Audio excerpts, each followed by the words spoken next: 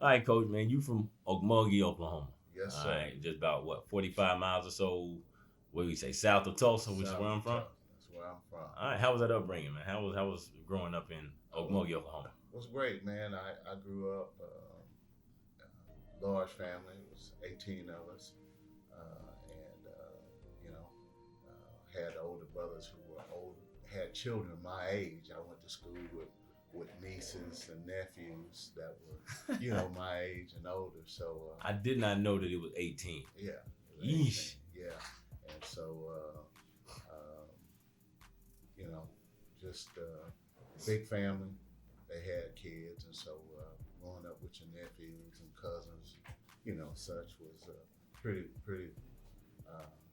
fun for us. Being a small town, you go all over the town, and nobody really worried about you. Right. So Everybody knew somebody that knew you too. oh yeah, yeah. So you couldn't do anything without somebody having a set of eyes on you. And folks knew who you were. I got you. So, yeah. Now, were y'all able to police each other as far as holding each other accountable and look after one another? Oh yeah. I mean, that was one of the things I think was instilled in us as kids that you look out for one another. The bigger kids watch for the younger kids, and so yeah, that was a kind of a common trait and characteristic back then. Right. Now I gotta talk about the scraps because I know I know it got out of hand sometimes, man. You got a bunch of siblings, whether y'all the same age or not. Like, how did those get handled and how did they get squashed? Well, I was next to the youngest of the boys, Right. and so I was a lighter skin complexion. Oh man. And Okay. so getting the wind knocked out of you and getting frogs in the arm, the typical things big brothers do to younger brothers. Right. And so I was on the receiving end of that. And then my younger brother, I didn't do that to him because he was bigger than me. Oh man. But That was a level playing field then. oh yeah. Oh man. Golly. Yeah, so it was pretty. I had a great childhood, being in a small town, and allowed the opportunity to do a lot of things. True. How were your parents? Because now I know you personally, so you've always given me some stories about how your mother was and how your father was. But for the record, how were your folks? My father was an older gentleman. He was 55 when I was born, and my mom was actually a younger woman, and so my dad was a quiet natured kind of guy. Could talk to you and make you cry just Right. talking to you. Oh, I know what that's like. And my mom, on the other hand, was hands on. Literally. Literally. Gotcha. And so that was, she was very vocal, but very religious lady.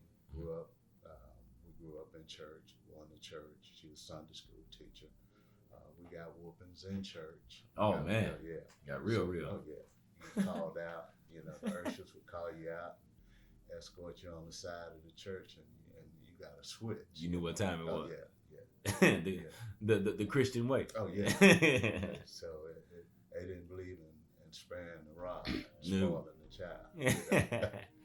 I like it, man. Now, I believe that pretty much everybody came down to just one parent, and what I mean is, I'm a daddy's boy, and I think you know that. That's my best friend even to this day. Love my mother dearly, but I've always been a daddy's boy.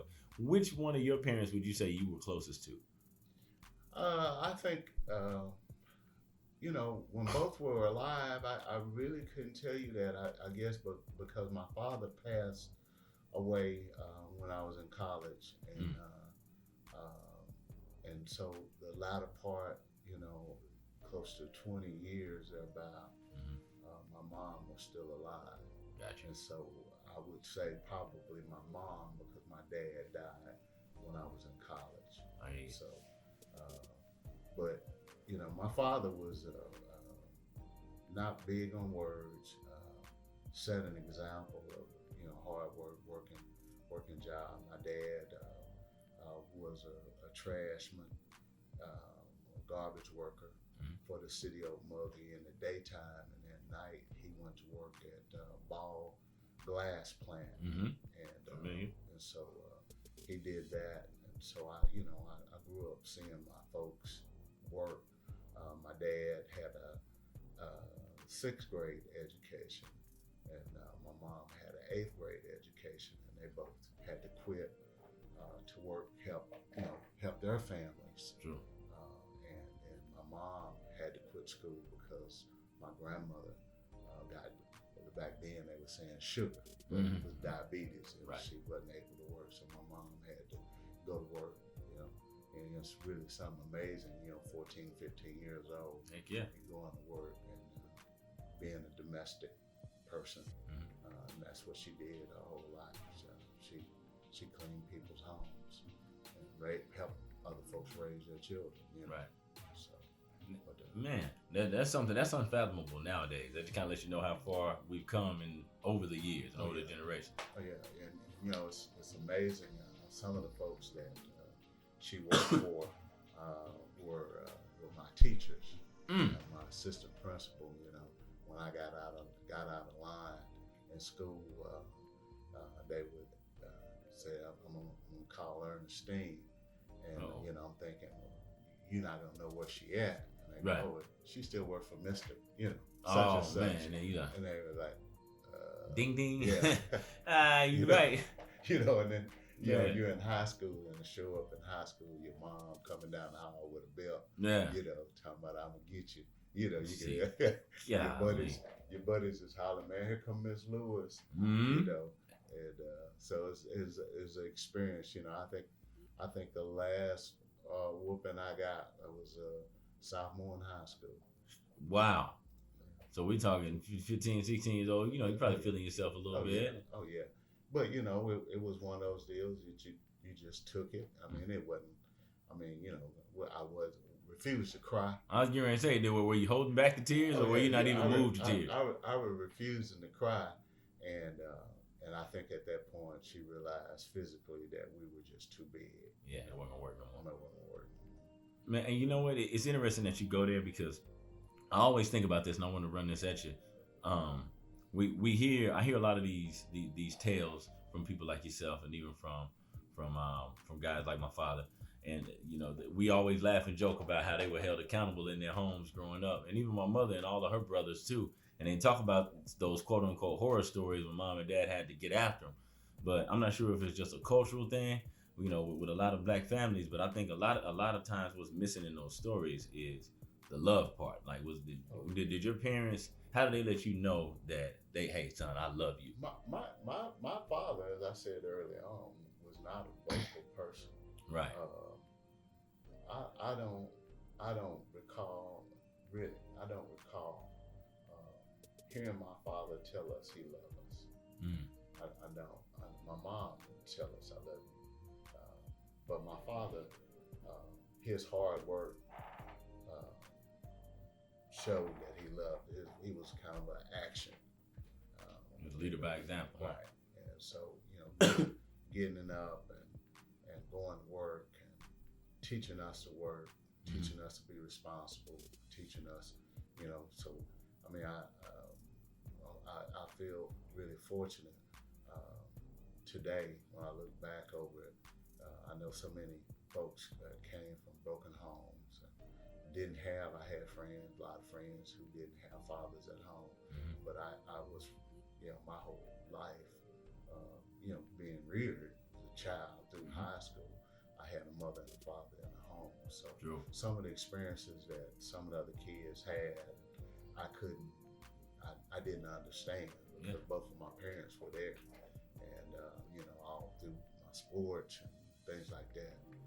My father wasn't real big because he was working. Right. He was tired. But my mom, I can go back when I played Little League football and stuff. My mom was there. She didn't miss nothing. Miss nothing with the kids. So, you great memories, man. I've been gone for. My mom passed away in 2005. Right. And my dad passed away in 81. Oh yeah. Been quite a while. Yeah. And it's a trip because I'm 30 now, you know, and so I look back on a lot of what I saw my folks do, and a lot of what I've seen you and your wife do, because you know you coached me Right. playing basketball from what, 5th grade till I was a junior, Right. and you know I've sort of derived the philosophy, and I want your feedback on it. Like, just because I look at it this way, just because nobody may come to you and say, hey, young fella, I'm getting ready to show you this, I want you to pay attention, doesn't mean it's not an opportunity for you to be learning. So, you know, I would just kind of watch, and I didn't know that I was taking mental notes then. It's just like, in hindsight, I can remember things that kind of I was taking for granted back then. Like, did your mom or dad or both of them ever come to you and be like, hey, son, this is why I'm doing this? Or did you just have to watch and pick up on it? I think I know my mom, as I said, she was a lot more verbal, and she would actually come back and say, you know, I'm disappointed in you because of this. You know, so you know, how do you move forward from this? Now, this is a teachable moment. Yeah. Even before the term was out there, teachable moment. Right. They were saying, okay, so what did you? Their language was, what did you garner from this? Okay, nice little wordplay. Yeah, you know, so now that you messed up, you done wrong. How do you fix this? And you know, we were always told, you know, whooping is not going to always fix it. You know, how are you going to fix it? You know, and so, but again, my dad would then come around and say, you know, that behavior is unacceptable. You know, this is your name, and this is what's, you know, kind of like the Daniel's name. You know, you have a name to live up to. Bigger than you. Right. And so, what do you do to not embarrass the family? And that was pretty common back then. You know, that you know, folks didn't have a lot of money, and all they had was their name. And so, to embarrass the family or to do things that, you know, wasn't acceptable behavior. True. You know, that they wanted you to, you know, to make sure that you thought about those things before you did some activity that would bring, you know, some shame on the name. Yeah. And as long as I've known you, you've always been real big on accountability. Have you always been like that about yourself? Were you always hard on yourself in terms of getting it right, or making it right if you got it wrong? I was. You know, again, you grow up. I didn't get to pick and choose when you're from a big family of what you want to eat. It was this is what is here to eat, and you eat or you don't eat, and so kind of started that in that environment. You know, most of my brothers, as their way out, all of them, in fact, went to the military. My brother Jerry, the most recent one that passed away about a year ago, went to college right off the bat, and that was in 1969. He was drafted, went to Vietnam, but he went to Northeastern, and so you know, my brother that's immediately above me, Steve, 1975 graduated high school, and as his way of getting out, if you will, he went to the military. I chose the route. My dad used to say, if you won't be a man on your own, there's only three things. He said, if you won't be a man on your own, only the army or the penitentiary will make you a man. If you won't be one on your own, and so, you know, my dad was an example of what a man looked like. I saw him providing for his family, and so that was going to the military was not an option, and being locked up and told when to do definitely wasn't an option for me. So yeah. So going to college was my way. That using education as a way to be successful in life was the route that I took. Got you. Now, but before we go to the college ranks, you got a sports background, man. And then tell me about it. Like, when did you first start playing organized sports? Man, we played. I can't remember not ever with a ball of some sort, or, you know, running, you know, wrestling, boxing, all that. whatever was, was there. We threw the football toss up. Oh yeah. In the street. Straight up. Oh, whoa, in the street, huh? We play in the street. Uh-huh. We played toss up in the grass. There you go. We had basketball goals, and some of the goals weren't great. Right.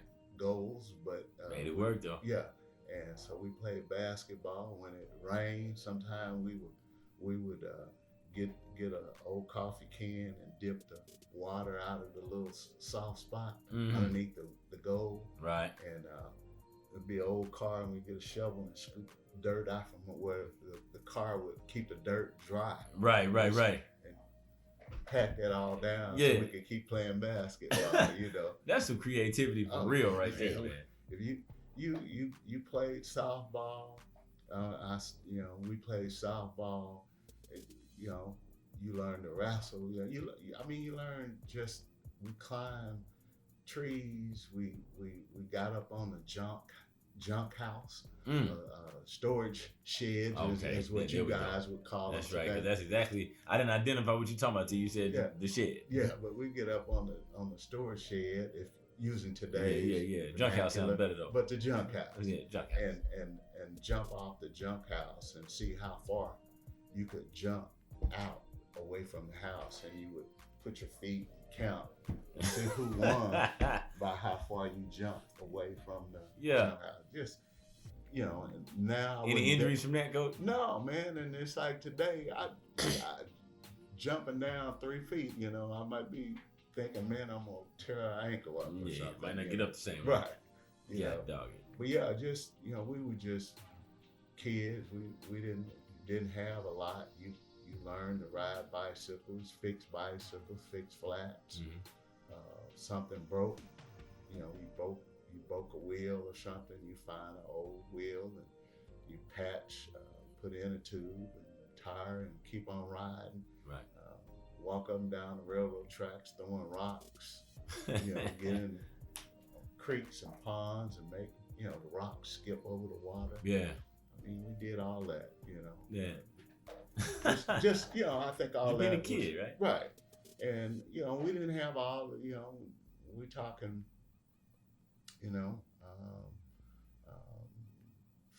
Early 70s. Right. We didn't have. If it was, we didn't know anything about it in Okmulgee about kids getting snatched or anything like that. We were all over town. True, and that's actually a good segue, because I was gonna touch on that next. The kids, I think I miss being a kid simply because I to some degree miss that blissful ignorance, because you only know what you know, and you don't know whatever you don't know. So what I want to ask you is, like, what was there to fear, if anything, where you grew up during the time you grew up? I don't think we were ever afraid of anything. I know that, maybe except for getting your butt whooped by mom and them. We knew that we had to be home at a certain time. The lights came on. That was the deal. You had to be within shouting range of your mother, your father, brother, somebody from the front porch when it got dark. If you weren't, then obviously it was repercussions and consequences. Yeah. And but outside of that, it wasn't a whole lot to fear. I mean, we people would let you know, hey, I'm they would call your name and say, hey, are you one of them Lewis boys? Are you Ernestine Preston's son? Yes, ma'am. You had to put a title on that. You couldn't say no. Yes wasn't even good enough, huh? No. Yes, ma'am. No, you had to say yes, ma'am. They said, well, I'll let your mama know that I see you over here. Does she know you over here? Yes, ma'am. She know. But it ain't gonna help you to lie either. No. And so I just don't. Coach, I just don't remember there was anything really to fear. Yeah. That's good though. Yeah, I mean, I think about kids today. Just even my grandkids. We sit out in the yard and ride the bike up and down the sidewalks. It was unheard of back, my time in Okmulgee. We ride bicycles you know, remember what Preston is? Preston, I do. We would ride our bicycles from Okmulgee to Preston. All the way to Preston. Yeah. No, with no fear. Man. Wowzer. 12, probably 10, 12 years old, ride bicycle to Preston and turn around and go back just to go to a little store. See, and that's impressive to me because I can remember, and obviously, you know, I'm from a different era, you know what I mean?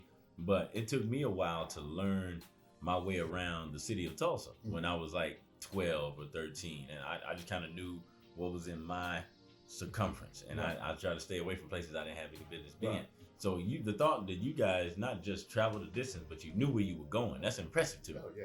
Well, but, I mean, you know, it's a lot simpler time. Yeah. You know, things wasn't as complicated as, you know, as they are today. The threats, you know, obviously it was coming out of the segregation era. You know, we talk about in my lifetime where I went to all black school where schools were integrated, you know, were segregated.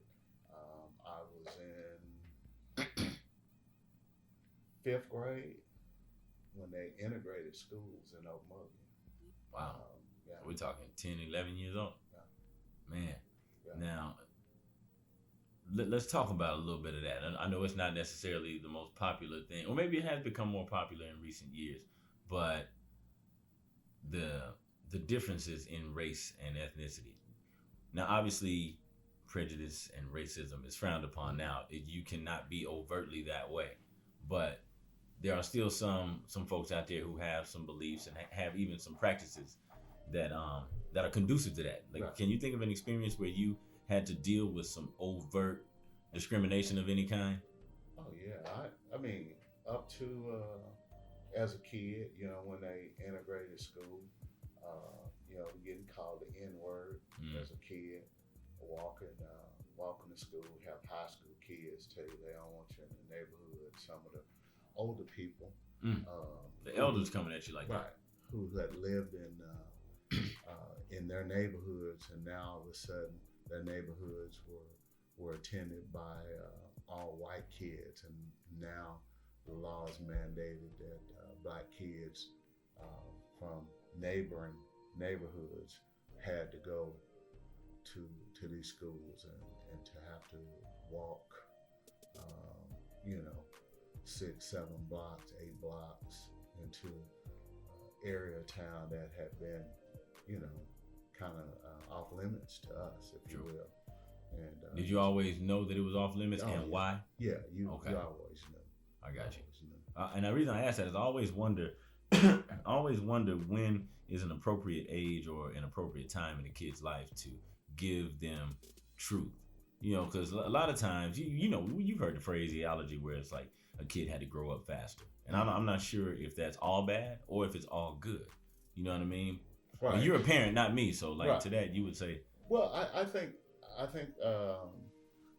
you try to communicate, but again, things are a lot different. Not to say that there isn't racism, because there is racism. Sure. But you know, and I just use my son for example, who I grew up with. Who you grew up with. Yeah. You know, prior to 6th grade, going to Carver, Derrek was at predominantly all white schools. We lived in East Tulsa, so he went to Cooper. Elementary. And then we moved and drove over to Grimes, because Grimes at that time was a better school test wise, and you know Grimes is out at down about 58, 56th and Harvard, South Tulsa. And so, but you know, that was kind of his segue, and you know, they were busing. Kids were on the bus, getting bused. Black kids were getting bused to the school, and so you know, they had kids that, you know, they hear what they hear at home, and say that, and of course your kid come home and you have to address, you know, why did he call me this, or why did they call me that, you know, and And then once it occurs, and then you go into the store, you're different. You look different. You know, maybe at some point they realize they were different, but you know, and when someone becomes engaged in that conversation or make a racial slur towards you, that you say, hey, this is, and then you explain, you know, hey, they don't know any better, you know. And again, we were from a Christian background perspective. To my father, my mother, and them, you know, we never grew up in an environment where they believe in hating folks. Right. And you know, I think I'm fortunate from that background, because it kind of carried me away to, you know, into my coaching, where I had that ability to go into, you know, environments and settings to recruit, you know. I say great white kids to play basketball for sure, you know, and some of your teammates, you know. Yeah, absolutely. How did you, well, once you had the talk, like post the talk, how did you keep your emotions in check, so to speak, or the next time or next times somebody that didn't look like you, you know, disparaged you in that way? Well, I think it was really, you know, obviously, you know, our faith, you know, I was ordained deacon, and so having my faith and knowing that, you know, I didn't care what someone said about me. I knew who I was and whose I was, and so big time. You know, I know that, you know, my father and my mother were good people, believed in, you know, just for the sense of humor here, truth, justice, and the American way. I like it. I like it. I heard you use that punchline a few times, man. Golly. So you know, they believed in that that we were equal to anybody, and that we could achieve. We put our mind to it. You know, my friend, late Marvin Blades, in his karate program, he one of his mottos for his kids: if you can conceive it, if your mind can conceive it and you firmly believe it, you can achieve it. I remember going through that. Yeah, and so Mr. Blades. And so that kind of resonated, you know, when you're doing retrospectively, and you say, you know, I believe that you know, that we could be successful. I believe my kids can be successful. We put them in the right situations to be successful. Put them around folks who morals and values were, you know, similar to ours. And so when they came home and they said this, it was like, that's not the way everybody feels. Right. And you know, you accept, and maybe that's their opinion, but you know who you are. And so just because someone say you or something doesn't mean, you know, that they're God to define who you are. And so we would ask, you know, those questions: is that who you are? No, it's not. So, yeah. That's true. So sometimes you got to put the ball in their court and have them answer their own questions and have them think for themselves. Now, moving into your college days, all right? Did you go to college right after high school? I did. You went straight to it. Went straight to it. What used to be Central State, right? It used to be Central State. You know, probably. I don't know if I'm jumping ahead. Probably was a better football player through high school. Mm-hmm. And, but played varsity ball, football and basketball. My senior year. Probably when folks go back, you know, I probably the thing I regret most my high school career was I quit basketball my senior year. Mm-hmm. And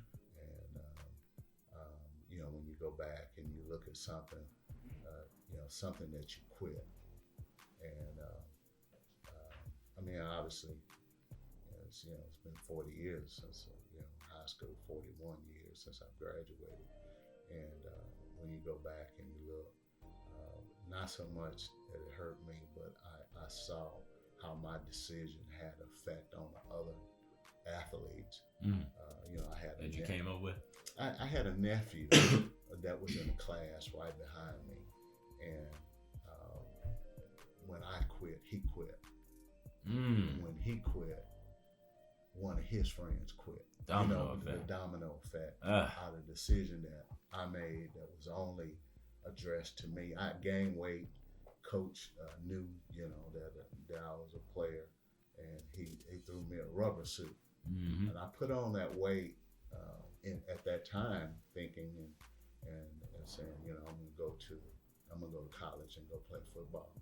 And before the year was up, we weren't successful that year. We had a losing season. And it was like, it's time to do something else. And, I had offers to go play football and just didn't want to do it anymore. And so when Coach threw the rubber suit and said, Lewis, you got to lose weight. You gain, he said, I saw the film of you, decent player, but you got to lose weight. And instead of taking that criticism as constructive, I got defensive,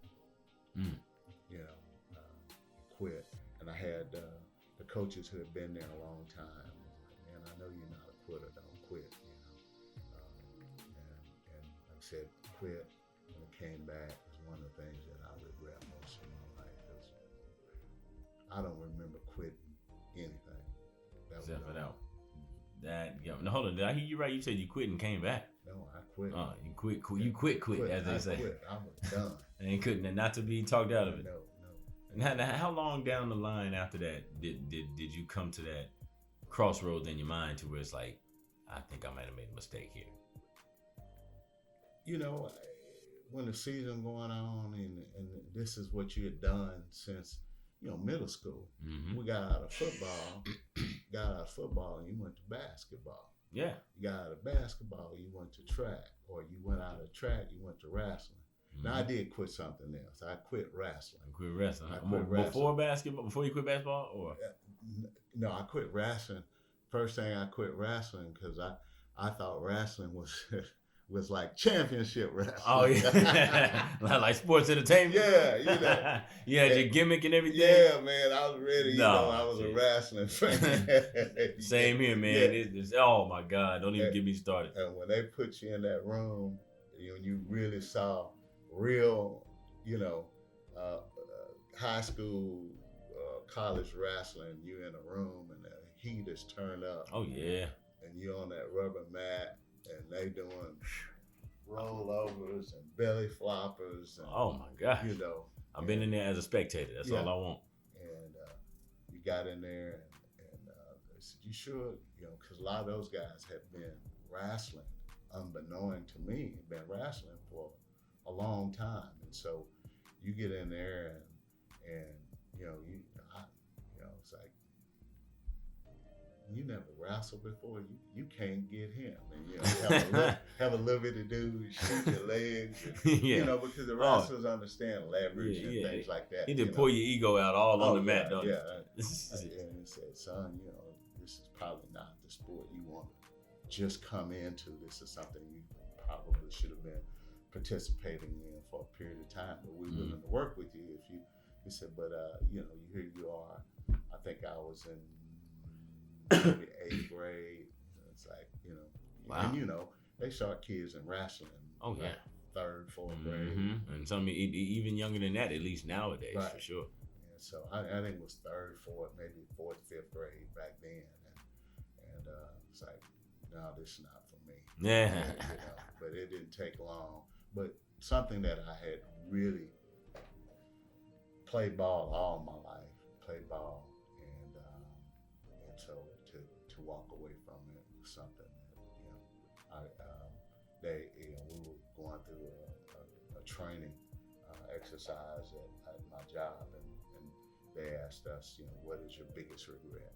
And you go back and you have to really face something that you did. Yeah.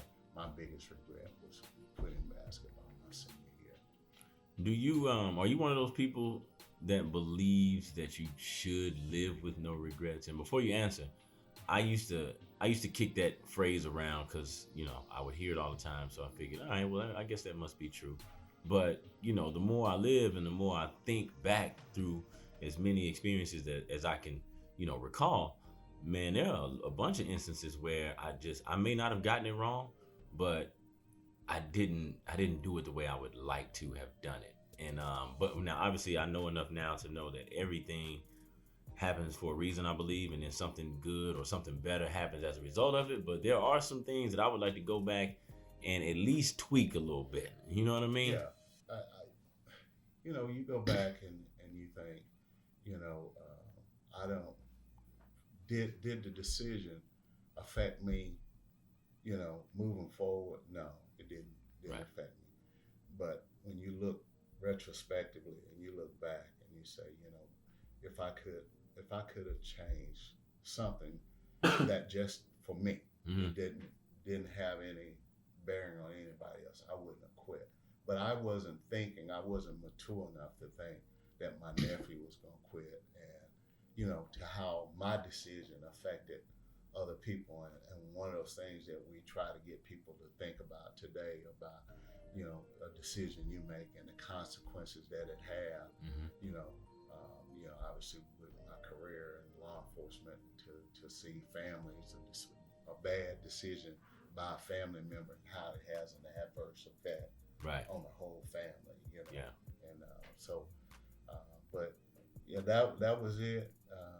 A lot of the things in my life, I think God orders, God ordains, God's permissive will. True. And so I don't think it stopped me.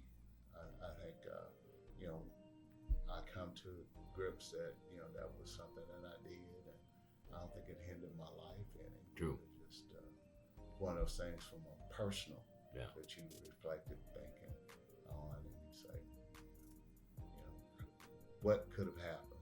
Yeah, you never know. What You may have gotten another ticket, some kind of through basketball as Yeah. opposed to football, which Yeah. is what Plan A was. Right. I got you. You talked about law enforcement. That's where I want to go next. When and how did you come to the determination that, hey, it's the route I want to go as far as making a living? I actually went to school with the intent. My whole time was I wanted to be a warden at a prison. Really? Yes. Now that I didn't know. I've known Yeah. you all this time, and I'm not sure if we ever had that conversation, man. No, he did. Now, what in the world made you want to be there? Just because you get to be Mr. Mean Man? Well, no, I thought that was a heck of a job to be the warden of prison, and I went to school, took his criminal justice degree, and so there was the law enforcement component, there was probation and parole, Mm-hmm. and then there was corrections. Mm. And so we, getting your degree, you had opportunities to see those multi facets of the criminal justice program, corrections, law enforcement, and probation and parole. Obviously you could have made that track to go off into to be an attorney in the judicial system. Mm-hmm. Part of that, but focusing on law enforcement, correction, probation, parole after someone commit a crime and try to get them, reintegrate them back in society. So I thought, I don't want to do that. Right. Oh, yeah. They messed up. They go to prison. You supervise them. And man, when I went to McAllister, your whole concept of what a prison is, the smell of a prison, walking in, giving up your possessions, a door shuts behind you. Mm. You go into another room, and the further you go in, the more checks. I mean, you come in, you give up, your all keys, your personals, huh? Yeah, and then you go in, and the further you go in, and they body search you, people putting their hands on you, and then you go in and you hear these doors slamming behind you, bam, mechanical doors, It's getting more and more real. And and then you realize you're in here, and you realize, man, hey, I'm in here, and I can't get out if something occurs. And then I was in college, and you're going through touring, and the guys whistling at the men. Mm-hmm. Wait a minute. Say, whoa. No, this. I don't know if this is my speed. Right. And so it quickly changed. So career change. I was working as a manager at Sirloin Stockade in Edmond, and going to school full time as assistant manager there, and knew that wasn't a profession that I really wanted to do. It was kind of a means to end. I got paid good money. Were able to buy a car, and had a really nice car back then. But you working 50, 60 hours a week, going to school full time, and not enough time in the day. It doesn't sound like. No. And so, but a friend of mine, to get to why I did that, a friend of mine at the time, named Larry Turner. Larry was a highway patrolman, was going to school at Central State, and he was trying to recruit for the highway patrol, so I thought about that and took the test, and then all of a sudden, Oklahoma downturn in our economy, banks closed, the state it didn't go broke, but the state didn't have a lot of money to hire employees and things of that nature, and so I was kind of put on the back burner as an employee, as a candidate. I was selected to go to the Highway Patrol Academy, but they didn't have the money, and so Tulsa came to recruit. Tulsa had the money, and so in April 15th, 1985 was my first day in the academy, Tulsa Police Department. And so stayed there 29 years, and worked in all kinds of assignments. Yeah. Had a chance to be the recruiting officer when I was younger and fit the uniform well. Hey, you trending back in that direction, man. Thinning on out. Look at you. And so did that. Worked on task force. Worked in the gang unit. Then left the gang unit. Went to homicide. Worked in homicide for 10 years, and then went back to patrol until I retired. Yeah, I remember. I think when we first met, I think you were still in homicide. You're a homicide detective. But tell me this: how does one elevate or evolve through the ranks in as being a part of the police force? Like, is it what's it based on? I should guess. Well, obviously you got to have a certain skill set. I think one of the advantages that I had, not to slam, y'all don't get mad at me, Tulsa public schools or large school systems, but coming from Okmulgee, one of the things was being able to actually put your thoughts on paper, to be able to write. And because of police department, you're telling someone's story. They call the police and this happened to me. And so your job is to document / we say memorialize what they said. And you put it together in a way that someone reading this can say, without speaking to that person, say, this is what happened to them. And so being able to write, to be able to document, and then being able to testify after you documented this, and if you had to go to trial, to be able to review what you've written, that it makes sense to you, makes sense to a jury, makes sense to a prosecutor, the attorneys, and all these other people, and be able to recall and to articulate the certain set of events or facts to a jury to aid in the prosecution of the case was paramount. Going into homicide, being able to go into gang unit, different skill set, being outspoken, being very having good interpersonal skills to be able to talk. And, there's never been an issue with me, That's a fact. being able to joke with kids and True. tease. And so when I was in the gang unit, I was partnered with Marvin Blade Sr. We were able to work a gang unit, did that.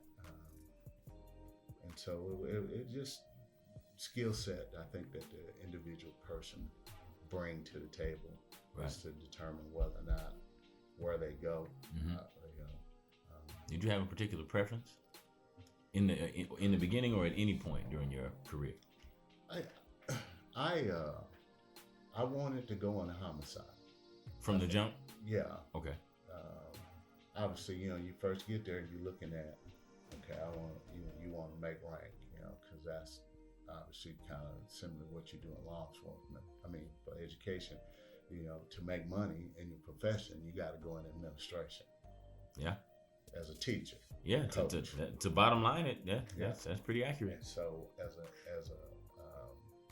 a policeman and a patrolman, in order to make money, you think, well, I need to get promoted to sergeant, captain, lieutenant, sergeant, lieutenant, captain, major. You need to go up the chain. The alternative path is, for me, that I saw to make a lot of money was to go into homicide, because obviously, when folks it's a serious crime that occurs, someone dies, there's a lot of time that's put into it. And so when you put that time into it, that I knew I would be compensated well. But my goal was not, going in there was not just for the money. It was not. No. I knew I was going to make decent money. But we kind of got to have it, though. But I happen to know you, so I know that doesn't really drive you. But we got to have it. Yeah. If you to provide for your family, you want to be compensated, adequately, so that you can meet their needs. But to go into homicide was kind of one of those deals where someone killed someone and there's nobody there, and it's like putting together this puzzle. And it was a challenge, It's kind of like as an athlete, and you remember how fired up I'd get as a coach. Yeah, man. Because you can't compete, you can't get out there on the floor anymore. No. And so as an investigator, it was, how do I resolve this case and fix this case for this person's family, so that they know what happened to their child or their husband, or, son, brother, whatever the relationship was. But to take a part in bringing the person who took their life and to let them know what happened to their child or their loved one in the last few moments of their life was a challenge. And so you take the heart, you obviously go get training, but it was really about communicating with people who maybe saw something, who were reluctant to talk to the police. But because I think the uniqueness of where I was, I didn't, people would talk to me. They saw, a lot of the kids, when they saw me, when I was in the schools and working in the gang unit, when they were calling Marvin, Officer Blades, a lot of them were saying Coach Lewis. Straight up. And so they saw me in a different world, even though Marvin was very active in the community and those things. But because I was around the kids, and so I tell you a story.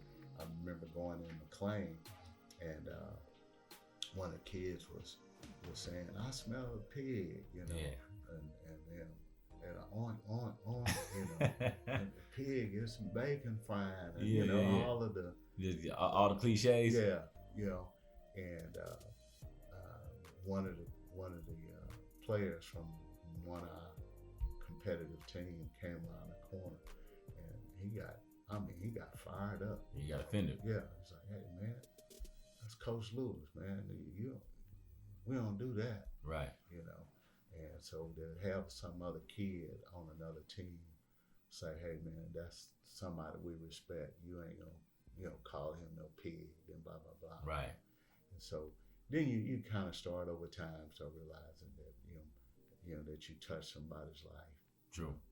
And has it always been difficult, or better yet, maybe a better way to frame this question is to ask you how you did it in terms of maintaining your position of authority and being respected in that role, but at the same time being able to be personable and approachable.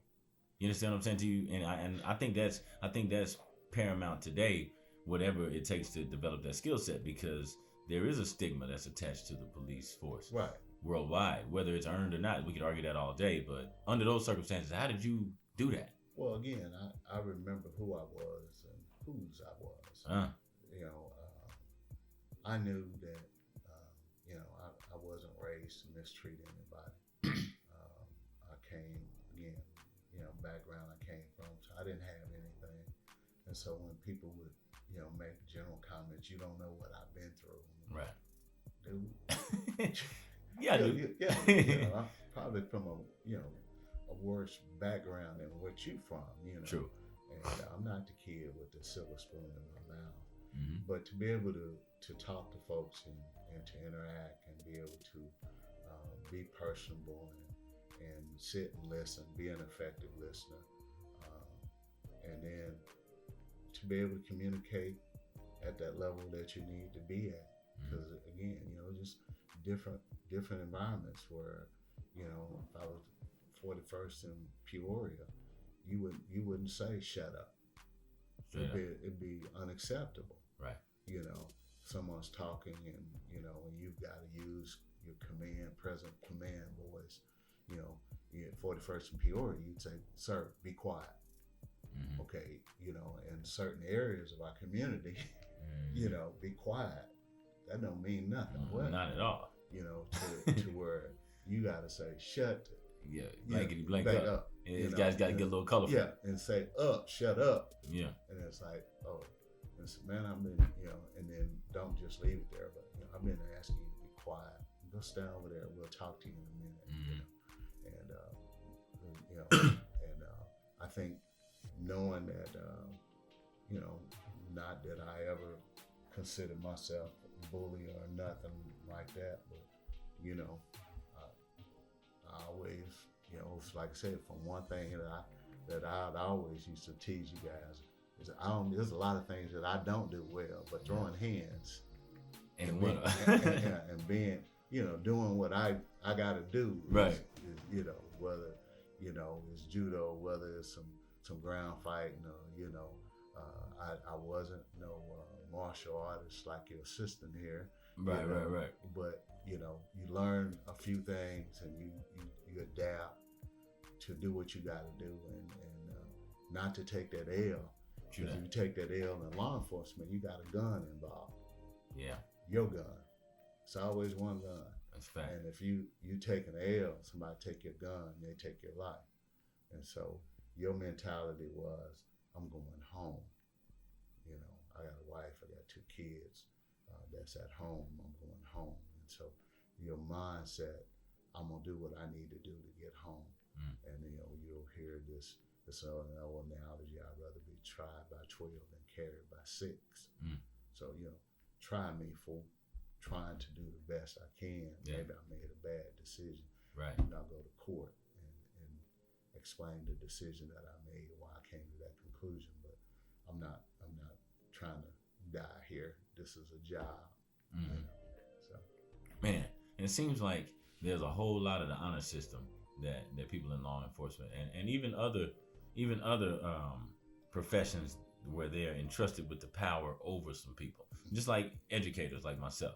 There are a lot of times we got to sort of police ourselves and use good judgment, and we sort of have the freedom and the space to do that. Now, some individuals probably don't deserve that amount of freedom. And what I'm gearing up to ask you is, was it ever hard for you to be how you needed to be, but did you ever flirt with, all right, listen, this situation, I'm about to lose my discipline. Not that you're getting ready to go unjustly kill somebody, but you might have to touch somebody up in a way Well, I think we all can allow ourselves to get pushed to that point where we react. Mm-hmm. But part of a police officer's job is through the training. You know, they put you through all this training to put you in these critical situations, and the intent is to put you in these critical situations so that when a critical situation arises while you're at work, that it's not a shock. Not the first time you've seen it. No. And so I can recall when I worked security at all the schools. I worked at McLean, Boutique, Central, that some of my friends would come over and visit with me while I was working in security. And, you remember how loud and how noisy the school is. Well, obviously you're in a school. Yeah. Well, I had been there so long, I could tell regular noise from fight noise. Yeah. That's almost an instinct. Right. Mm-hmm. And as long as there's noise like this, but then, if it was sometime they would, kids would tease, because they want to see me jump up and you have to back up. All right. So they start faking the commotion. Yeah. Because they want to watch. They want to see what you gonna do. Yeah. And so haven't gone through that, but like I said, most police officers, or all police officers, are trained to deal with high pressure situations, and that's part of what we, having been a field training officer, is one of the things that we try to subject our new probationary police officers to, so that you can evaluate their critical thinking, their decision making under stress. Right. I mean, there's a whole list of marks. Was he successful, able to communicate with a minority community? Was he able to use his command voice and presence? Thinking a normal situation, driving under non-stress situation, because you got to multitask. You got a radio coming on, you got your kiosk, if you will, your laptop computer, and you got to drive. You got whether making a decision, are you driving with your red lights and siren on, and listening to the radio, and being observant of everything going on around you. Trying to get to a call where it may be a call with a man with a gun, or shots fired, and the dispatcher comes back and says, we had shots fired, we have one person down. Suspects are still present and they're fine, and so you're driving, you're 5, 6, 7 miles away driving,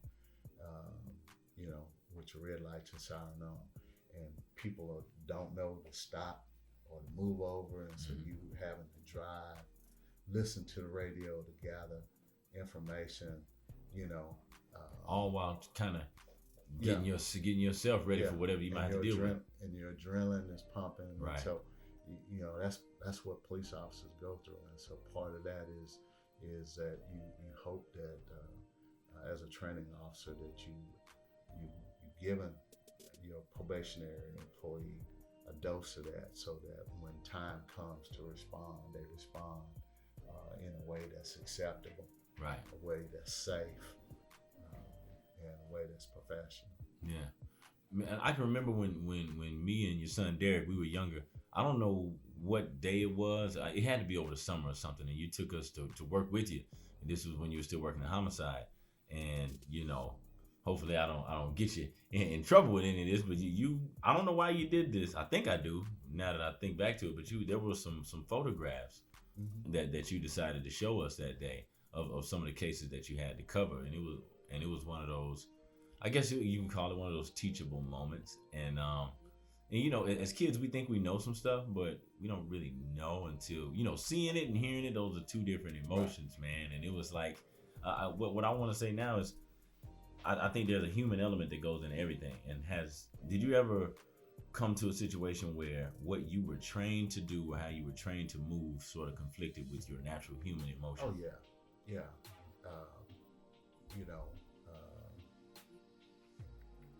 You find yourself you find quite often you find yourself in those situations where you're trying to decide, am I going to be, you know, Derrek, am I going to be detective or officer? You know, it's I don't stop being Derrek because I have a uniform on. Right. You know, but when when I'm at work, they're paying me to do a job. True. And so I have to repress some of the things that I would want to do, because this is what the mission of the organization is. This is the task. This is what they require. And I remember that day and showing you guys that, because I wanted you guys to see, you know, the real deal. I mean, it's a lot different when you're on TV. You see movies, and you know, this guy gets shot, and tomorrow he's in another movie. Yeah, I wanted you to see the permanent part of death. True. That this guy was alive today, and he's gone, and this is somebody's son, this is somebody's brother, this is somebody, you know, whatever family relationship is, and that person, this is how he died, and he's out here on the street, you know, and so you hope that those things garner enough of a human emotion to say, man, you know, what was his lifestyle that caused this, or what was he doing to make you internalize this, to say, you know, I don't want this to happen to me. And so, you know, fortunately, and that you guys that I coach, you guys were good kids, came from solid families, you know, and made good decisions. We had a few, that you guys were around that made poor choices. Just had to go against the grain. Yeah, but overall, you know, guys were good kids, and leave it at that. Yeah. That'll work. I will tell you this. My mother told me this a long time ago. She comes from a big family like you do. Not quite 18, but 12. It's close enough. And I can tell by the differences in all of my uncles and my aunts that it doesn't necessarily matter that they all were raised under the same roof, right? With the same two parents, same morals, values, and principles instilled and installed in them. They all turned out to be vastly different. Right. You know what I mean? And like, how do you and that now I'm kind of shifting gears to your work as a coach. How do you not take that so personally when you have a kid that came from your tutelage, so to speak, get out from under your instruction and they end up making a left turn? Oh, you obviously, you know, your dad and I, you take it hard, because you know you hope that that you had set the right example, and it causes you to go back and think, did I do something wrong? Did I fail to communicate in a way that he grasped? All you guys learn. Everybody learn differently. True. You know, I remember, you know, you at your pace. Yeah. You just wasn't gonna sprint. Yeah, Carl was slow, man. Yeah. And y'all used to call me a Clydesdale. No, man. You just had your pace. Yeah. Until you got outside of that, they said, well, we'll break it. You gonna do it our way, or you gonna sit on the bench. Right. And you got tired of sitting on the bench. That happened. It wasn't that you needed to be the fast or first place at the top.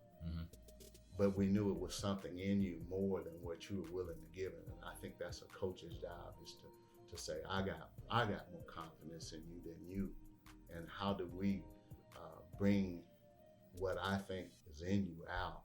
Right. And as a coach, to be able to communicate that, you know, and certain people had certain styles, you know.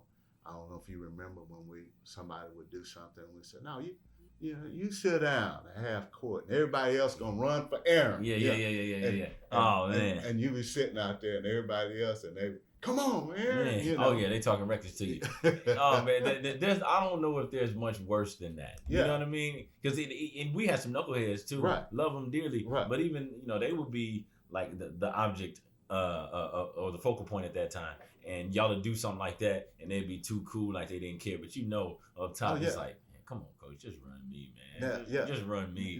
No, it's that, again, that was a part of that. We all accountable to each other. Yeah.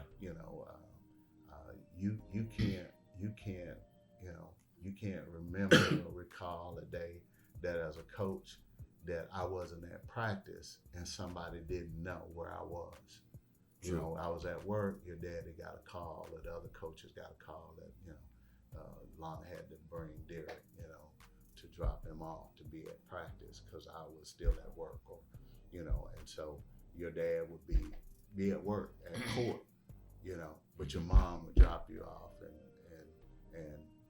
whether she came back to pick you guys up or, we had to take you home or something, but it was some communication that was taking place. And so we talk about accountability and to say we're part of a team, we're all accountable to each other. As coaches, I'm accountable to my players are accountable to their coaches. Players are accountable to their teammates. And so, I say to one of the other coaches, I said, our job was facilitators. True.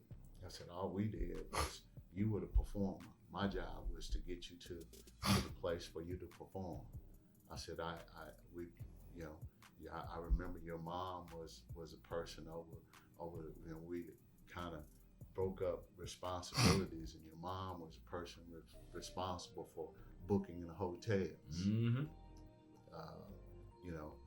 She can get it done too. She can get it done. Where we're gonna eat. Yeah. Places be mapped out, and decisions of a lot of that. So took away decisions that as coaches that we had to make. Where we're gonna stay. Our job. Okay, here's the tournament. I need a check for this amount. Your mom will make sure a check was cut, was mailed in. Way in advance. We never none of that last minute unorganized stuff. That type of stuff make you uneasy, don't it? Did we get in? Did we get in the tournament? Right. Those things, never had to worry about that. All our business was taken care of way in advance. So, but again, accountability. We're all accountable as a team. We're accountable. I held the parents accountable. Remember? I do. And say, hey, if you can't get them here, maybe you need to find another team to take them to. Mm-hmm. I was never mad at anybody. No. And that wasn't a bluff either. No. Not when it came from you. No. But it was, but we needed to. Yeah. If I'm gonna get here, and we were practicing some of those Saturday mornings at 8:00 at McLean, I didn't want to get up, and I lived across town, and I had to drive 30 minutes, and I had to get up. And you way east then. Right. Way east. Yeah, and drive all the way across town to be there. I expected everybody else to be there. And remember, we were getting there early and say practice started at 8, but you had to be there at the stretch. Yeah. And get going before practice. Yeah. You don't stretch on practice time. Nope. And I took that philosophy from you and Coach Scott. And I do that now. Back when I was running my own program, it's like, listen, I will not allot stretching time on my practice plan. Yeah. And you're an athlete, you know your body, you know what you need, you know what it takes for you to be able to perform at your highest level. Yeah. So get it done. But at this time, the horn's going off and we getting started. Yeah, right. And this is practice time. It's not stretching time. It's practice time. Yeah, man. Yeah. And I, it's just, we all have different philosophies, but mine behind that, and you can, correct me if I say something wrong, but I think since you touched on it earlier, this is supposed to be for you.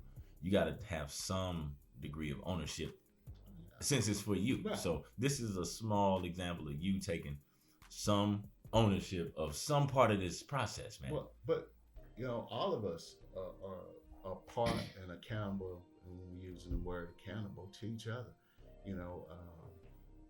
How fair is it that you walk in the gym 20, 30 minutes later, and everybody else have already been running, and you come in, and remember we say, you come in late, you better come in running. Be running. You late. Yeah.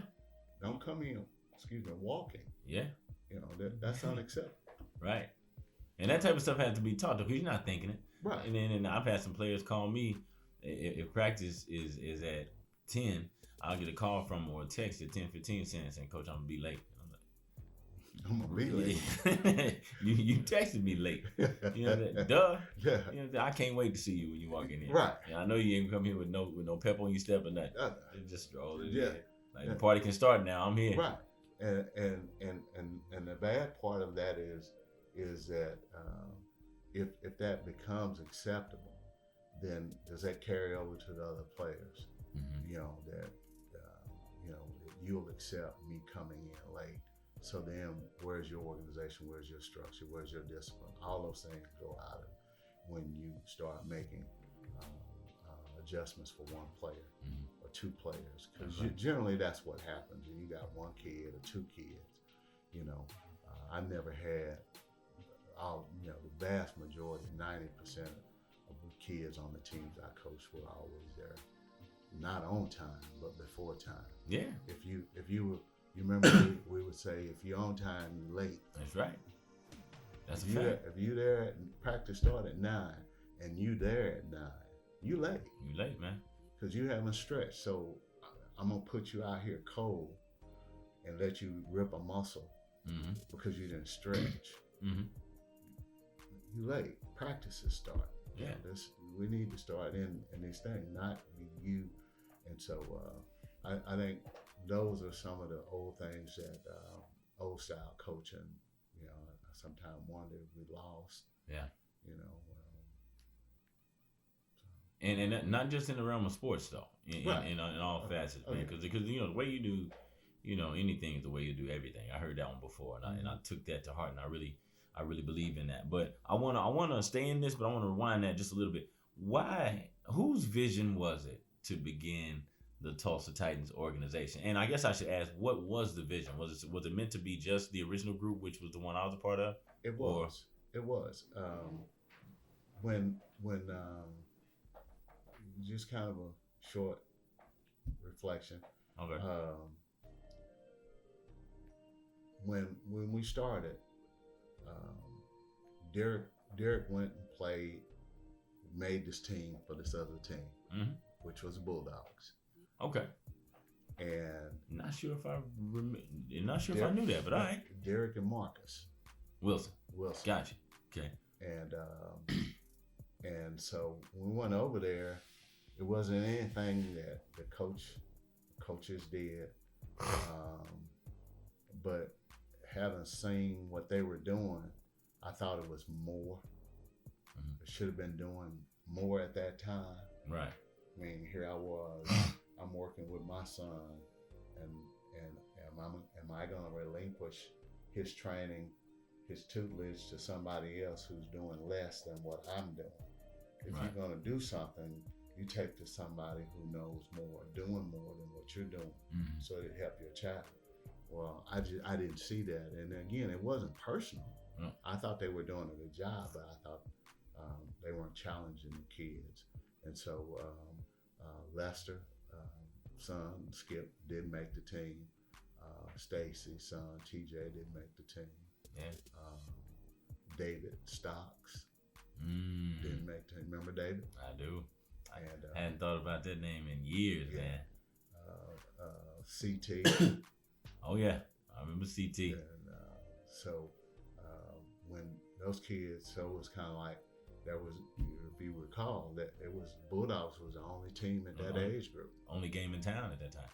And so they could pick the very best kids, and they had the very best kids at that time. And best kids in the city. Yeah. And so Lester and I talked because he was a little disappointed. He thought Skip and a couple of other kids should have made that team, and come to find out, they were only looking for a couple kids. Gotcha. So they were looking for 3 kids, and they took Marcus, Derrek, and Chase. Chase Elliott. Yeah. So that was Chase. That's a good play, man. Right. And those 3 kids that they took, and the rest of the kids kind of went. So we went to a couple of practices, and I was talking to Lester, and I asked him what you guys were going to do, what he was going to do, and he said, "Well, man, I got a team over at West Maybe, which was that little team you guys playing." He said, "I got a little group of kids, And then he said, you know Ron? And I said, yeah. Ron Daniel, yeah. He said, I got his son and his nephew. And he said, they're good kids. And he said, I got Billy Ray. Damn, Billy Ray. I remember Billy Ray. And he the said, gunslinger. Yeah. You know what I'm saying? He could shoot that thing. Yeah, he could shoot it. And so he said, I got some kids, but I don't know if they're as good as that group over there. And so I kept going to practices, and Tony and I kept going. I just wasn't, like I said, I wasn't overly impressed. Because Terrell hadn't come there yet. I remember, yeah. And so I wasn't overly impressed with, they were good coaches. I don't want to say they weren't good coaches. Right. I just didn't. Because they ran a hell of a program. Right. Mm-hmm. And but I made that decision to come with Lester, and he and myself and Mike Gillum and Stacy sat down one day and we talked about, what we like to see, and that we felt like that starting another team would create more opportunities for more kids, more than anything. For sure. And if we did that, that would create, again, more opportunities for other kids, and maybe that would start some other people to start coaching additional teams, and that maybe they needed a catalyst or a fire plug, if you will, of someone to make a decision. We're going to start a team, because that wasn't happening. It was this team at this age group, this team at this. That's you right. Remember, it was only like one team per age group. Per age so group. That was the elite team, and so we thought we'll try something different. And if you remember when we got together, we had a bunch of kids in the gym the first time, and we had to cut down, and we went out and played that first year. You remember, and we qualified for AAU national tournament. Yeah, and this is 1999. You know what I mean? Yeah. And to have you guys have an experience to go and us to raise money, and I think we really, as parents, we got to be pretty close. We went with Jameer. Jameer King. Derrek. Sam Perkins. I always call him Sam Perkins when I see him, but Sam Fields. Sam Fields. And that sucker could go. Yeah. Man. Chris Marcus. P. Marcus Wilson. Jameer. Yeah, you mentioned him already. Okay. And David Stocks.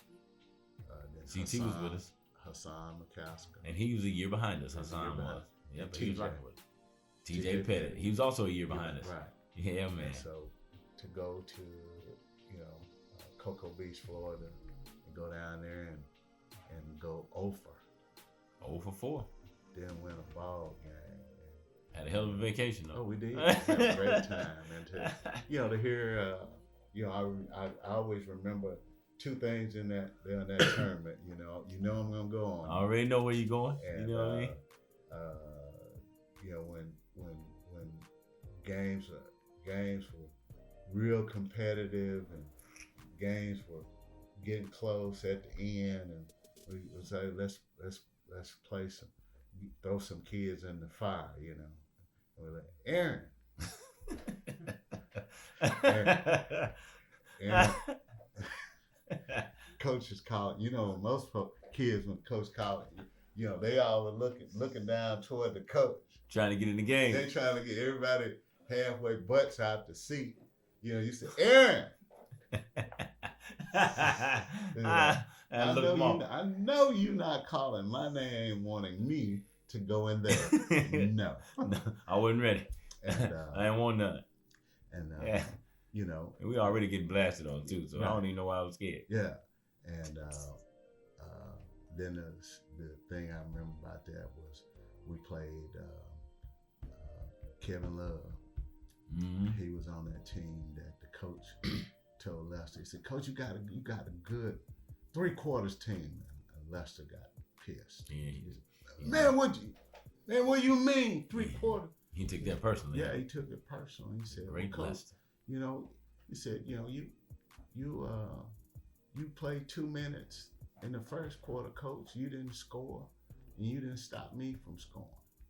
You played 2 minutes in the second quarter. You didn't score, and you didn't stop me from scoring. You played 2 minutes in the third quarter. You didn't score, and you didn't stop me from scoring. You played 2 minutes. It was a 2-minute run where you didn't score and you didn't stop me from scoring. He said, Coach, put that minutes together. He said, that's 8 minutes. That's a quarter. He said, so for 3 quarters, y'all are a good team, but you got to play 4 quarters to beat anybody here. And we came back with that mentality. I don't know if you remember, we were playing a lot of zone. That's all we did, man. And we came back and we said, hey, we're gonna get after. And that was when the decision was made, not mine, to move Derrek to point. Right. You remember? Yeah, I remember that, and that also makes me think of something else. I would say, during our whole 6-year run, we may have had what I would consider a bona fide point guard, maybe 2 years, Right.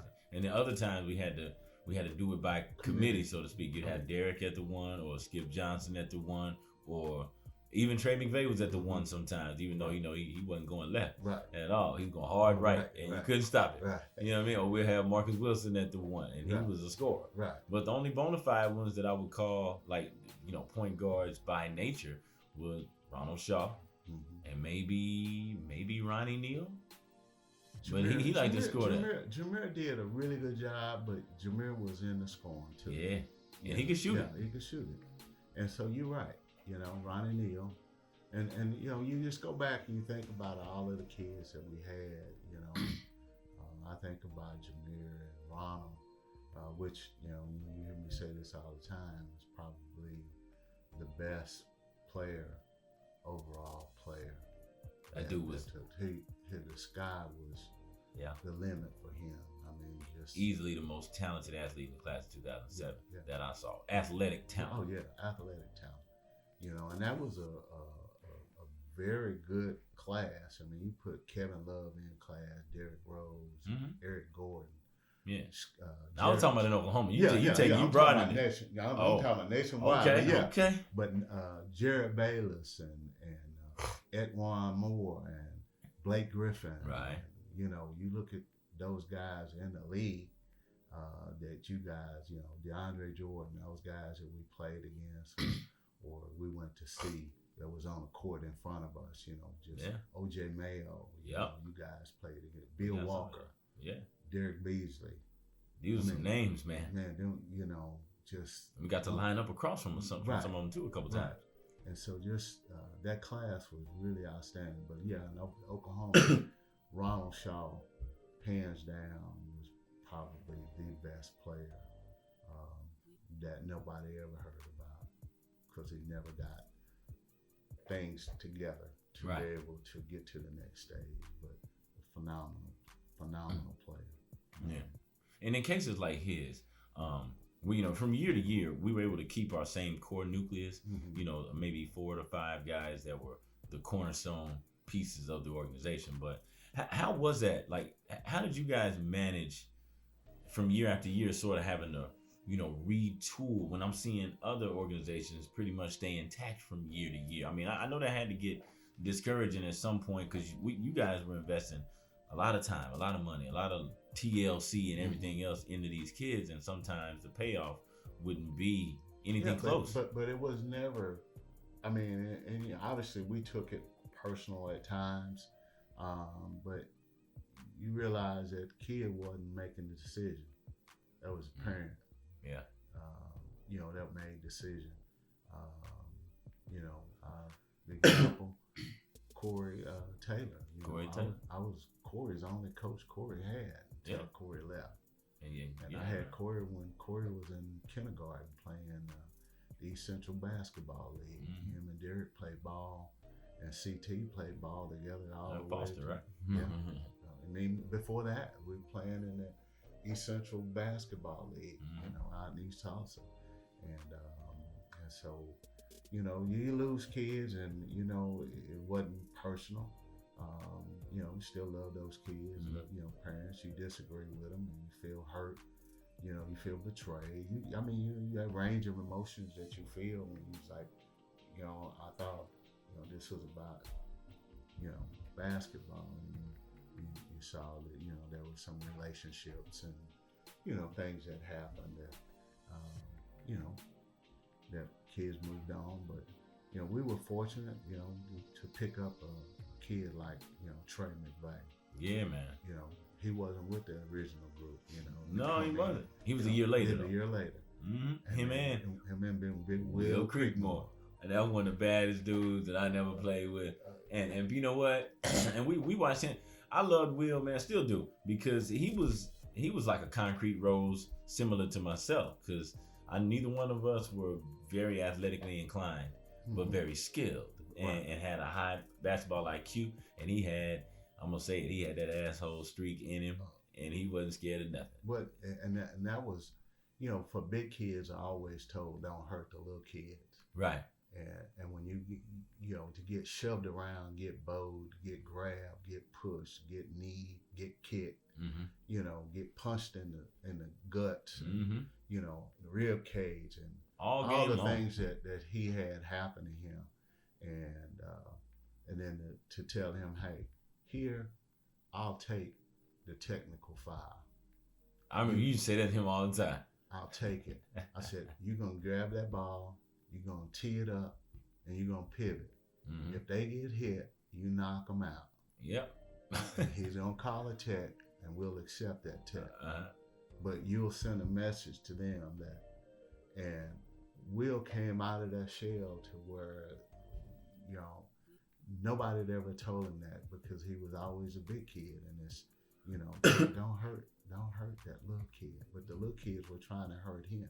That's right. You know, doing dirty things, and for him to be affirmed that way, I think helped him come out of that shell.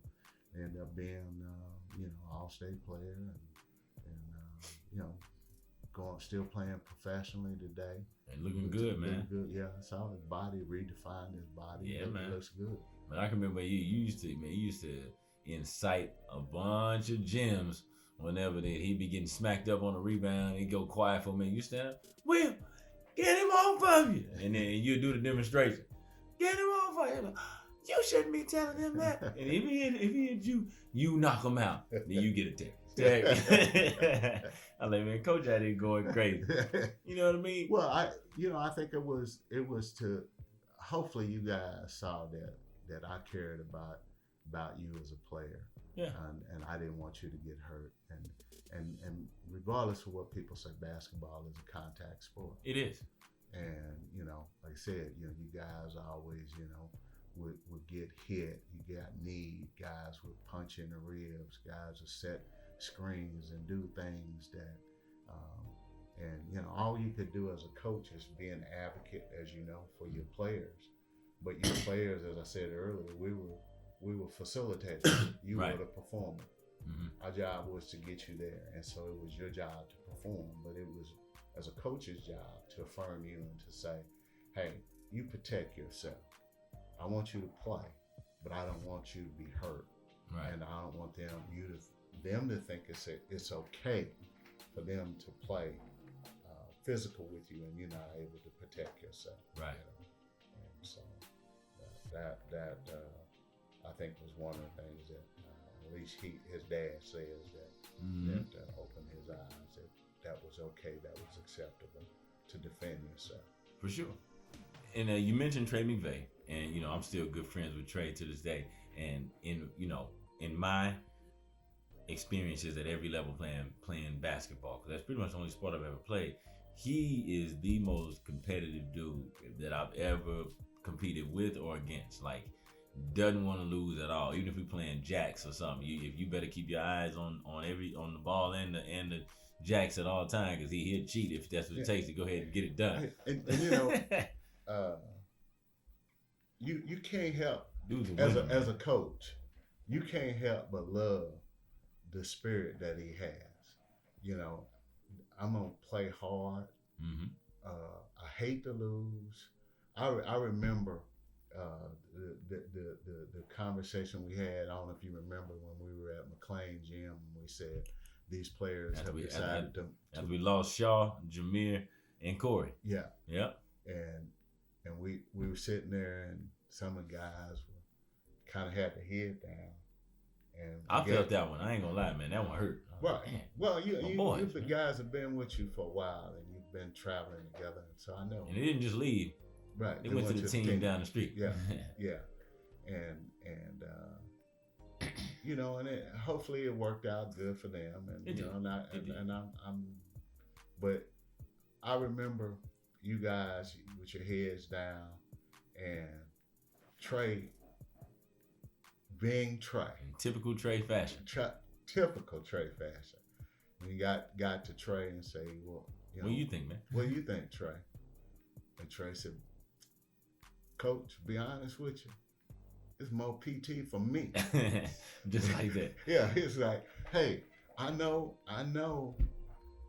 that we didn't want to lose those guys, but it allowed. I think he took probably the approach that I think most coaches want to see. You know, and after he said that, I saw you guys' head lift up. That we're gonna be okay. Yeah.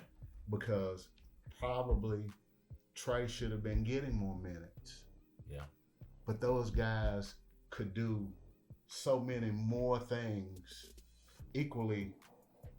You know, Ronald was, you know, just phenomenal. Jameer could shoot it. Yeah. And Corey was a pest defensively, man. Defensively. Like, he was the first cat that I ever saw at the amateur level taking charges consciously. Oh, yeah.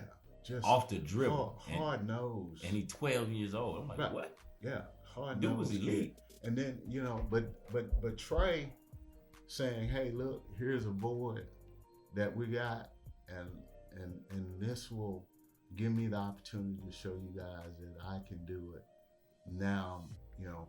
And then we brought in Foster Lucas. Yeah, man. That cat had a different kind of motor, man. An unbelievable motor. Golly. You know, and had we had Foster, you know, you kids that left, Viant. you know, to bring in. Can you imagine Foster Lucas and keeping Nate Rakestraw and Nate Rakestraw, Foster Lucas, and have those other guys that left, where we would been, man. We just something else, though. It'd been something else. Nate Rakestraw, the best shooter I've ever played with, well, I can't say against because some of those guys in the pros now. Right. But Nate, on our team, oh yeah, I wouldn't even claim. We had some cats that could shoot it. Yeah. You know, to Nate, I just think, man, you know, you go through and let's say, you know, I touched on all those players, but you know, I don't ever want to forget about the kid that played. Was it the Hawks that went to Connors and played? Stephon was out of Arkansas. He ran with us? No, he ran with the Hawks or the Wings. Your dad used to just love him. The kids, Stephon. I'm gonna have to call Daddy O up and be like, hey man, who you talking about here? Yeah, that kid and Nate's buddy, the big kid. Now I do remember. I can see his face, but I can't call that kid's name either. Yeah, I know you talking about the big. Yeah, the big.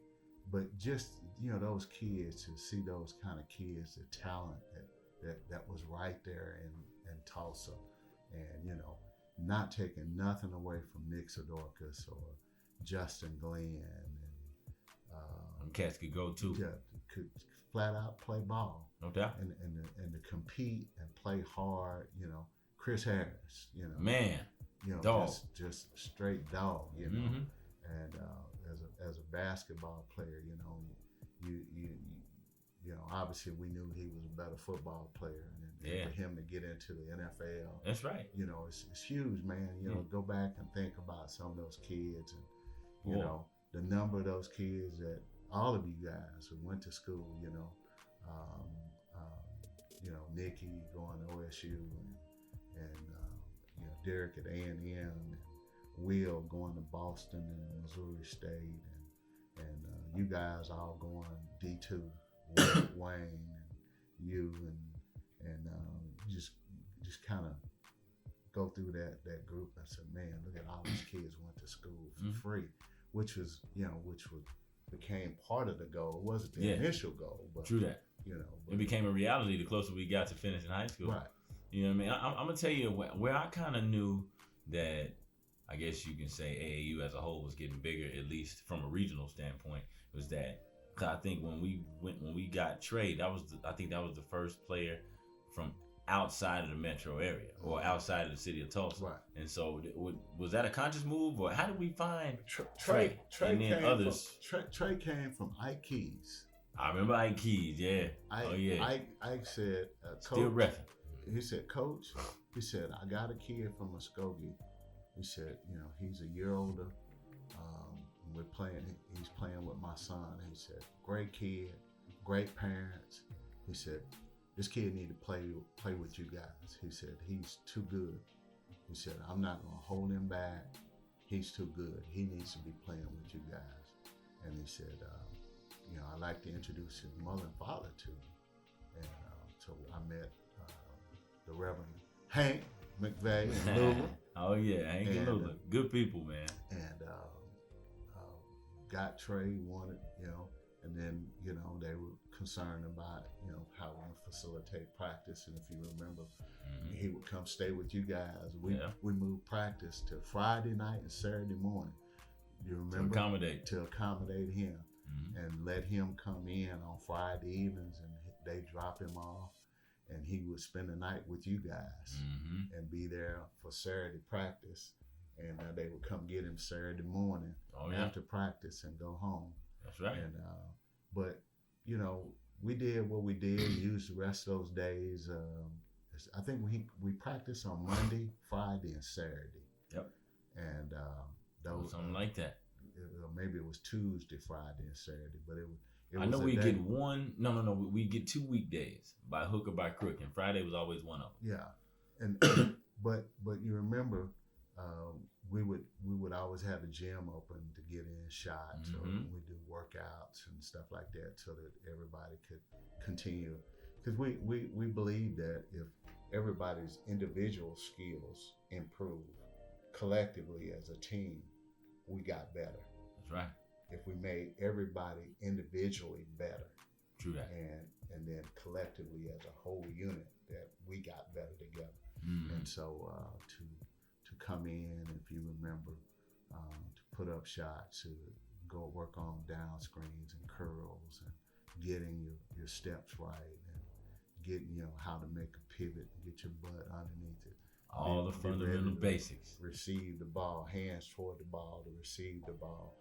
Never, knees bent to catch and shoot, not catch, then bend, then shoot. Yeah. You're cutting out some of that stuff, and just, the things that help you guys overall as you got into high school, to be able to see that skill set, where you guys were, you playing varsity ball as freshmen, all of you guys playing. Sophomore for me, man. Okay. I wanted so bad, man, to get in there as a ninth grader, but Well, but y'all had a really good team, wasn't it? Absolutely, we did, man. We were senior heavy. Yeah, senior, and I had a really good. Oh yeah, I'm over there with the clipboard proudly though. Yeah, me fellas. But everybody else was playing varsity ball as freshmen. Yeah. And it was just outstanding, man. You guys were, joy to coach, no problems. I mean, you go back and you think of some of the fun trips. I remember when that kid dunked on Markel Carter. Man, that was so funny. Ooh, down at the Kingwood Classic in Houston. Yeah. Yeah, man, he got it good. And I think, was it a putback or a drop step, man? It was a drop step. Well, all I remember is, I'll take your word for it, but I remember it was an and one. So it was a stoppage in play, so he had to absorb that one. Had to take that, man. Man. Remember it glazed over his head, and your boy Trey. Calling them planners. Planners for the rest of the trip. Well, not just the rest of the trip, the rest of the summer. And then you think about Markel. Markel's from Bartlesville. Mm-hmm. And his dad, trusted us to let his son come play. Markel ended up, making the practice squad with the New England Patriots. Mm-hmm. I remember that. Great athletes, man. Just, I said, you guys were really, we blessed and fortunate as coaches, to do what we did. I got two more things I want to throw at you. The Titans teams after us, man. Who were some of the names of some of the premier guys that you got to coach after us? Because those were some good teams, man. They may have been more loaded for longer, man, from top to bottom than we were. Yeah, you go. I'm gonna go. DJ Mahone. Yeah. Aaron Pons. Man. Alex McGuire. That's right. I used to love Alex, man. He was a second 4-year starter at Bishop Kelly. Mm. Kid had heart. He is the kid that had the most heart of any kid I coached. Yeah. Luke Mollers was not the most talented, right, but the most coachable, straight up, kid that I ever coached. Coachable. He could take a chewing. And go out there and get it done for you. Go do it. Yeah. So you go, Luke, Alex, Connor Sherwood. I remember Connor. I hadn't thought about that kid in a while. Man. Damian Gibson. Played football at East Central. Went to Connor and Damian. I do remember Damian. Yeah. Oh snap! I think he still got the cornrows running around there somewhere. Yeah, looking like a wild man. Wild man. You know what I mean? They sucker that got big too, boy. Yeah, but to get those guys and the kid Coach Griffin brought up from down in Idabel, Quentin Threadgill. Mm-hmm. Just heart, man. Quentin. Went to state championship. They didn't win it, but to go 4 years at Hayward. But those guys, just having those kind of kids around and to want to compete, blessed to have good coaches with me. Yeah. Mark McCaskill, Lester Johnson, Mike Gillum, then with the younger group having Curtis Choice with me. Now, of course, the last few years you guys had Marco Harris. Mm-hmm. To have Marco was a blessing. For real, man. To somebody that could still get out and play, and that you guys could play with. He'll allow you guys to be you, but I always made sure the line never crossed, that he was still coach. For real. And that, even though we got in Huron, it was like, okay, but we're not gonna cross these lines. I'm still an adult, y'all a kid. I remember he let that be known in a real way one day in practice. Right. Like, I guess I don't know, man. It was just a different kind of energy that we had in the gym that day. Everybody felt like they wanted to say something back, and it was just a few of us more than the collective. Right. But he just finally hit that whistle and, hey man, y'all bring it in, man. Listen, man, if you can't whoop me, don't say nothing back to me, man. And then somebody hit him with a smack the lips. He looked at him like, what? I mean, you know how I do. If you can't whoop me, don't say nothing back to me. Everything was straight for the rest of the day then. Yeah. He had to go there, though. I think he was really a blessing for you guys, because we had been with you guys so long. And then probably for me, it was good to kind of step away with Derrek. Yeah.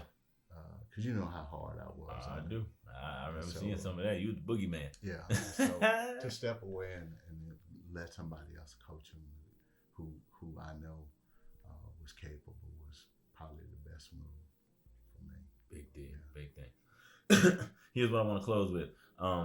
The plight of teenage boys and girls nowadays versus even back then, whenever we were, let's say about 14, 15 years ago, compared to your experiences as a teenager. Now obviously society has progressed in a lot of different ways from then to now.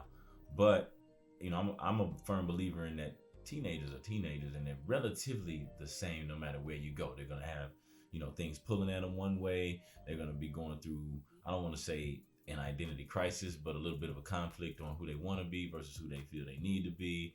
Like, And with you being a retired police officer, you've dealt with all different types of people at different types of levels and different environments. Are there differences? And if so, what are they? I think the times are different. I think kids are still kids. But you guys are exposed to so much more than, it wasn't any internet, it wasn't in video games. I genuinely say this, and this is not really directed at any kid, any particular kid, but I just say that kids now are softer. Yeah. And I think a lot of that is, we see so much bad things that our parents are doing to kids, and so I think to safeguard themselves that they don't maybe engage kids probably as much as they should, whether it's confronting them about decisions they're making. Everybody's kind of a free will kind of I know it's bad, but it really ain't that bad. It really ain't that bad. We're gonna let it roll. Yeah, and when we got called out, you guys got called out. You did something. It was, hey, this is not acceptable. Right. This is not who you are. Don't think you're gonna do this again. Right. I'm gonna call you out for it. And if I have to deal with it, we're gonna deal with it a little bit more aggressively than we're dealing with it today.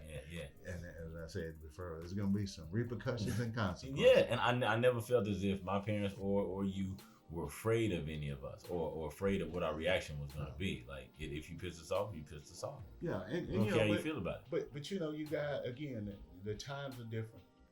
I understand the times are different. But kids are still kids. I think kids look for somebody to say, I'll give you an example. My wife and I were at a ball game, and some young men sat. This was sat at a ball game. This is when Skip was playing at Hale. We came to watch Skip, and they were cursing. Yeah. And they were sitting behind us, but we were there first. Right. And they started cursing, and I turned around. Yeah. It wasn't about me being a policeman. It was about, this is my wife sitting here. Yeah. Look here, I turn around, hey, brothers, that man's my wife. Y'all can't cuss, y'all need to take that somewhere else. And because of the way they were addressed, they said, I'm sorry, sir. And they moved. I didn't tell them to move, but you're not gonna curse like that. And so I think sometimes we give kids room when they look for boundaries. They need to know, hey, this is not acceptable. And if we don't do it, then you get kids operating outside the boundary, where chaos, where crime, where all these other things that actually end up hurting them. Had someone said, hey, you can't do this here. I can't stop you from doing it, but you're not going to do it here. And I think that when we set those boundaries, and I think a lot of those kids, they're looking for those boundaries. But we've got to be men. Yeah, that's true. And got to be adults and say, this is not acceptable. But I'm really thankful that you gave me this opportunity to be involved in your podcast, Coach. No doubt. And I appreciate you taking time on a Saturday afternoon. Yeah, you interrupted my Western. Draw down. Yeah. Job well done, Coach. All right, thanks. Till the next time. All right.